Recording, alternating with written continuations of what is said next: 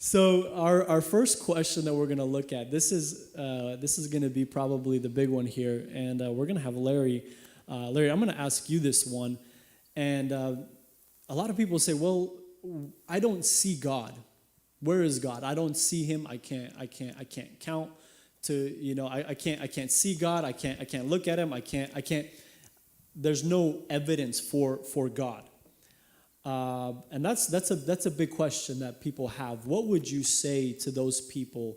And we're going to have a 5-minute time. We're going to try to answer these questions in 5-minute countdown. So Larry, start us off. What would you say to those people that say there's no proof for God? First of all, Dennis, thank you. I am honored, and the fact that you called me special, okay, I could be special, that's fine.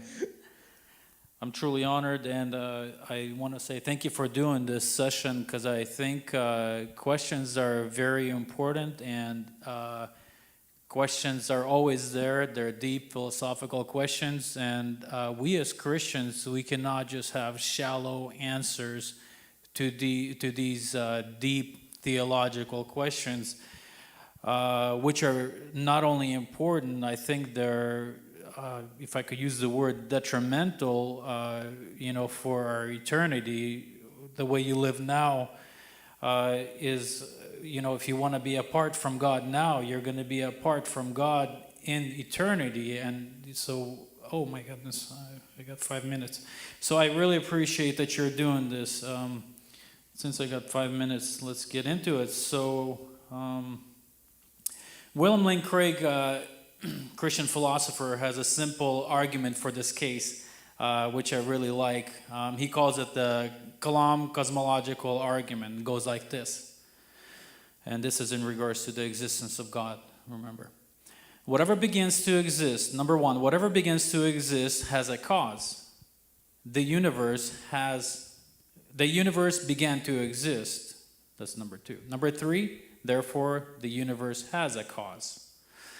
So let's take a look at our universe in those terms. We know the universe began to exist. There is a consensus in the science community in regards to that fact that the universe had a beginning. Darwin called it the Big Bang Theory. In recent years, scientists have come to a conclusion that the universe is expanding outward.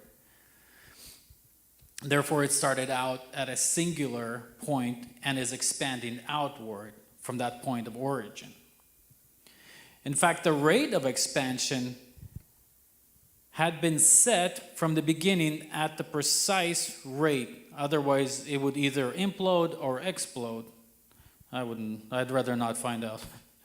Which also brings us to the fine-tuning argument. If we look at our solar system, the only place that is life permissible is Earth. Some call it the Goldilocks zone. Not too cold, not too hot, just right. It just seems to me like there's too many coincidences, no?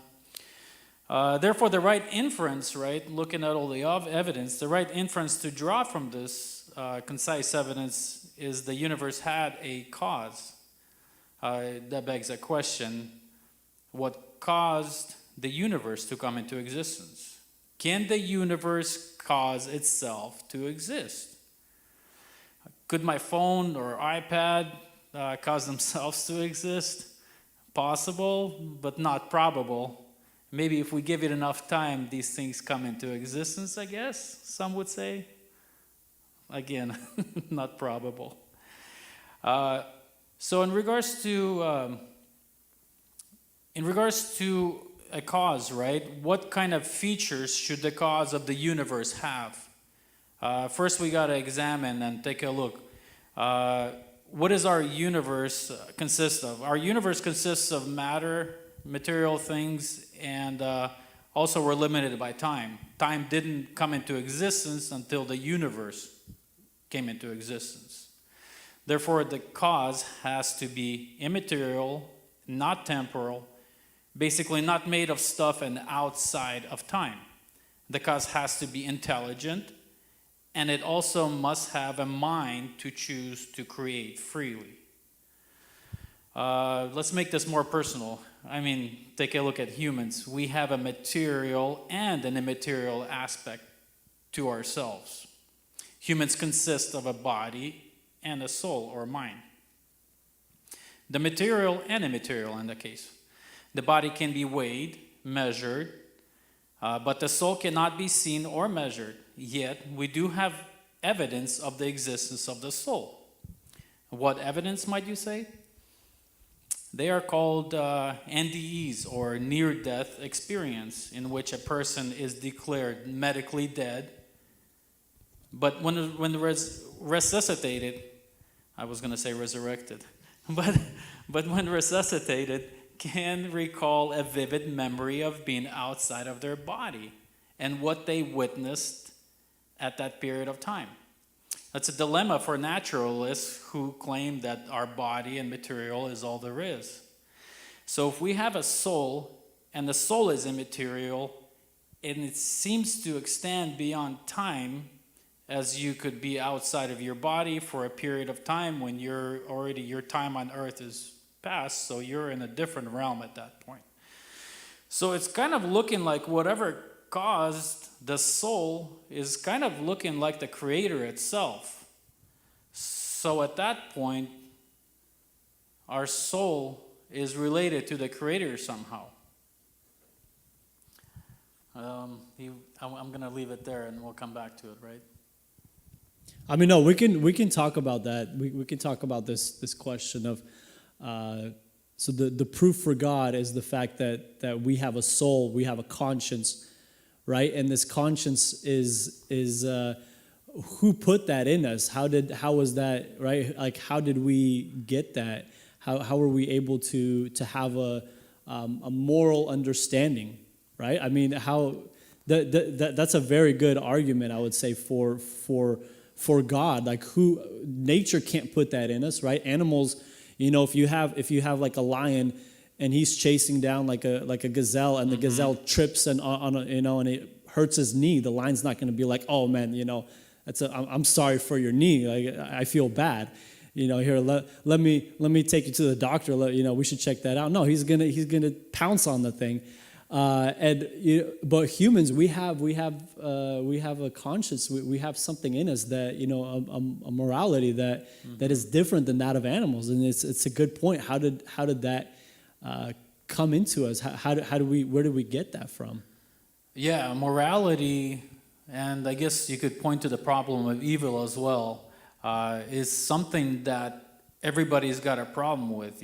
Don't impose your morality on me, don't legislate your morality. But on the other hand, all legislation is a legislation of morality, where they tell you, whether you could do wrong or protect other people from harm. If there is no evil, as atheists, atheists say there is no such a thing as, they can't ground morality. If you can't ground morality, right, then there is no evil. Then it's just like animals, right? It's just a natural order for them to kill another animal to survive. We don't have that within us. We have something, and each one of us have intrinsic value that we understand, and we respect each other because we know that God has put in that intrinsic value in each one of us, right?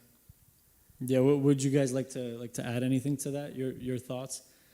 Yeah, it's a big question, and there's so many ways you can come at it.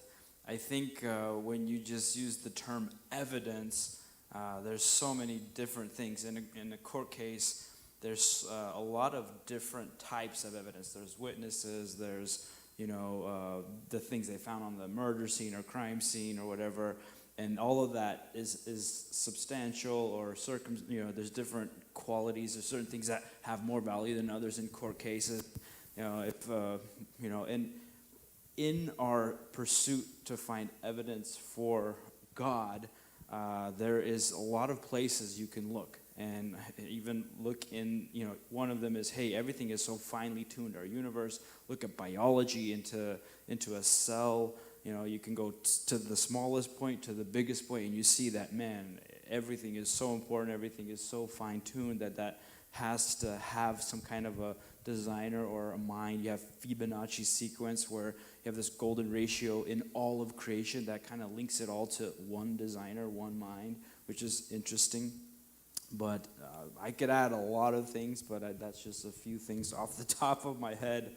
You don't actually have to just rely on empirical evidence. There's a lot of things that stream evidence. To cut you off, and when you say empirical evidence, what does that mean? That means let's take God and put him in a laboratory and show everybody that here he is.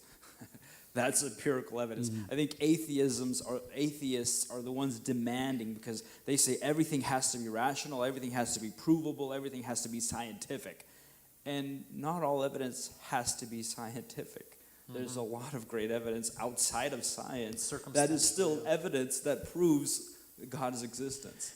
Yeah, we have circumstantial evidence, which is a case made in our court systems where you take pieces of evidence that place a person, and the evidence only shows bits and pieces, but when you bring it all together and lay it on the table, you have the jury deciding, and they're saying, yeah, this is the person, he was here, he's the murderer, or whatever. I mean, another thing that I want to add that's really important, and it's going to be important through pretty much all of the answers we'll be going through, is that's false by definition. If you take all the scientists, there's kind of two main categories: evolutionists and creationists. And there's many professors and scientists that are Christians, that are devout Christians. One of the greatest computer scientists of the world is a believer, and many doctors and other mathematicians. So we want to make sure that, when we look at this, there's many ways to look at proof of existence of God. Like if I would be blind, for instance, I wouldn't exist. And it's a combination of things that will always give you the full picture. Even when we can observe something with our eyes or hear something, when we smell, even when we eat food, it's not just one of the senses, it's multiple senses that give us the full picture of what that food is, how it tastes, and so on and so forth. So if you are looking for truth, you're going to have to be open and looking for multiple angles at it. So I just want to kind of add that as a baseline.